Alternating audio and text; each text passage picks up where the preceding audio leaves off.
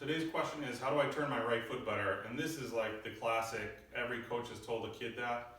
And so a thrower asked me, my coach says I have to keep turning my right foot better. How do I do that? I'm gonna give you 3 ways to keep your right foot turning better or make your right foot turn better.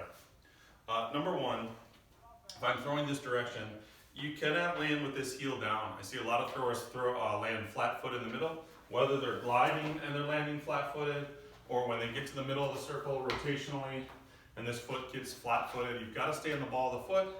You got to be thinking about my knee being out over the toe. And so work on landing on the ball of your foot rather than flat footed.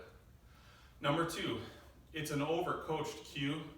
So, if you're just thinking about turning the right foot and you struggle with that, maybe you need to change the cue and think, really what I'm trying to do is get this hip to turn to the throw. So, turning the knee or forcing your butt forward, if the foot doesn't turn very well, if the knee and hip can get to this position where I'm pushing on the ball and I'm pushing this direction, then that's the goal anyway. So you're gonna see some throwers, maybe the foot isn't completely turned, but if I can get this right hip involved in the throw, I'm getting there anyway. The last one, number 3, a lot of us are stuck at home and maybe just doing drills and not even throwing.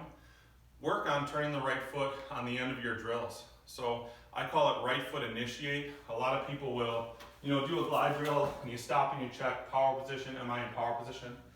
And what I'll tell my throwers is I want you to initiate right foot as soon as you get there. So I might have a glide, turn the right foot, and then drop back into power position and check power position. Do the same thing on wheels, South Africans, or even full drills where every time I get to power position, I'm gonna initiate this right foot and then drop and stop back into power position. Oftentimes we drill too much, stopping at power.